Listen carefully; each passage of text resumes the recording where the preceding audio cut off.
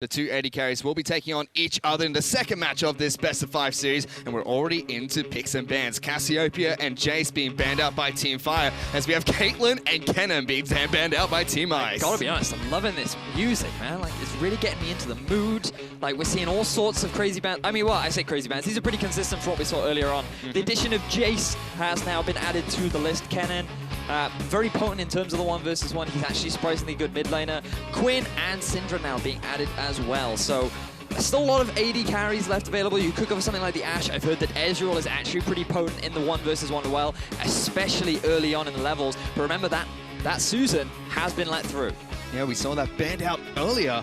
We'll have to see if it's going to be locked in here for Team Ice, but already Team Fire, Haretti sticking to his guns, sticking to an AD carry. He picks up Ashe, going with the Exhaust and Ignite, but it is going to be Nasus locked in here for EvanRL. Now remember, Team Ice, they have a one-game advantage, so they can afford to be a little bit more out there with this pick. He's decided he's still going to go for the farm route, but he's actually going to change it up for more of a pushing farm style rather than the last hitting kind. You know, this is much more efficient. This is much easier. Who cares about last hits when you could clear the entire wave with a single ability? And no exhaust coming out for EvanRL. He's gone for the flash. Wow. Of the Nasus. Coward. Coward, in my opinion. You know, I say very smart. Smart? No. Cowardly. I mean, who runs escape spells in a 1v1? It's do or die. Hey, this is coming from the man who told Rusty they have to take Flash Ignite on Lee Sin. Well, Where was the exhaust bit? Because I wanted to give him the opportunity to run away from me, okay? I mean, I have to give him that right, you know?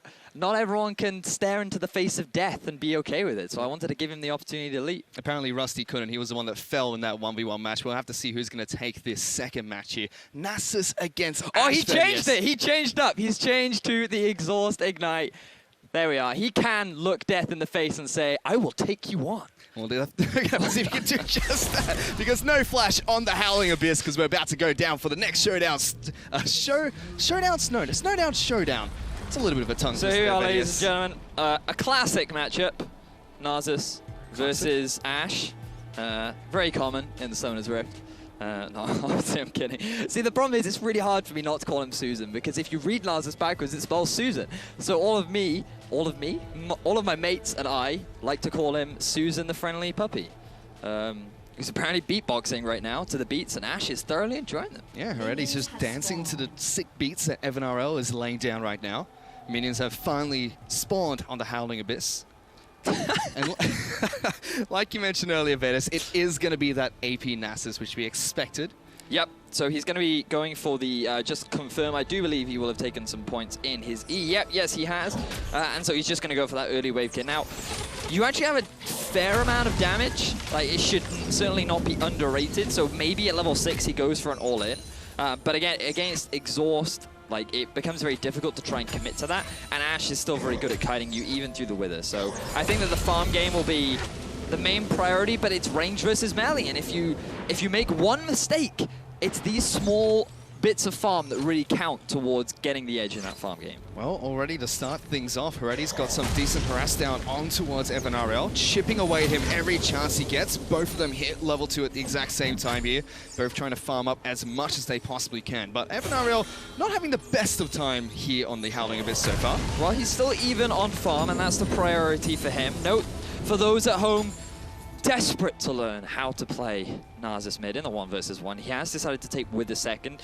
I think a large part of that is because he's preparing around a potential all-in of the Ashe, because now that she's level 2, she will have taken points in a W, taken points in the Q, which actually gives her a decent amount of damage, especially against only a level 2 Nasus, who doesn't really have that much armor in his kit.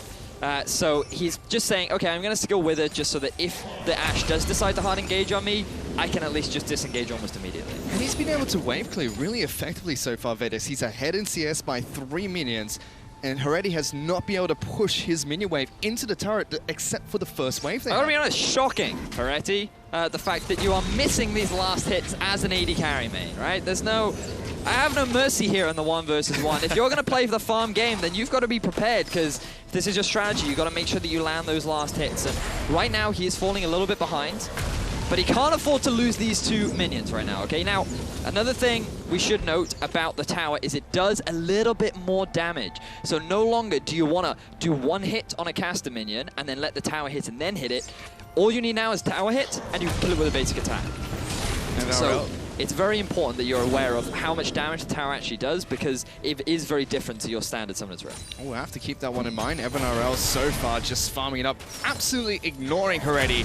Every single time he gets harassed by the Ashe, he just does not care. Has popped a health potion, seems like he wants to head back to base and pick up a couple of extra items. He's well on his way for the long game here, Vidius. 25 minions to 19. Oh, look at that. Double Doran's ring. He's just showing off that bling right now. Coming back to lane, stacking up the AP, currently sitting on roughly, I would say about, he's sitting on 71 ability power right now. So given that his E has a pretty good ratio on it, it's just going to add to his wave clear even more.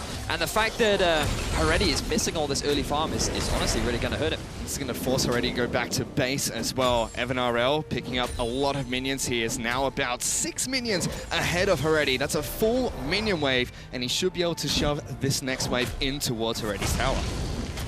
So Haretti being put on the back foot. You know, you have to wonder why you'd go for it. Like, I can understand the Ashe, but like, it's about understanding the 1 versus 1 meta. And when you think of champions like Pantheon, when you think of like, hey, maybe he's gonna bring out the Nasus, you know, you always have to be prepared. And I feel like Ashe isn't the safest blind pit. You know what I mean? Like, because neither of them can see what the other team is picking until it's locked in. Then you can prepare to play around it. And I feel like that if you're the Ashe, maybe you do go for the flash. Maybe you use it aggressively though, like, you know, you manly dive in. You try and force him back as often as you can. But when you're running Exhaust Ignite, you'd think you have a lot of kill pressure, but with the Wither, it's actually very hard to close the gap against the Nasus and really exert that range pressure that you have. See, Haretti was trying to pull the minion wave closer back towards his turret, still about 7 minions behind EvanRL. He will hit level 6 shortly, so we'll have to see if he can make a play with the Enchanted Crystal Arrow, but level 6 also gives EvanRL a lot of safety with his own ultimate. The problem for Haretti right now is that he's actually going to get level 6 behind EvanRL, so he can't even take advantage of any level spike. EvanRL isn't even interested in trying to kill him. He knows he has the farm lead. He knows that if he just keeps his playstyle up, he's eventually going to win. And I mean, yes, it's a reliable strategy, but this is not the strategy I personally could take. Again, as I mentioned, it's do or die. You have to kill your opponent. Oddie's playstyle earlier, that's my kind of playstyle in the 1v1. So that's what you want to see a little bit more? That's what I want to see more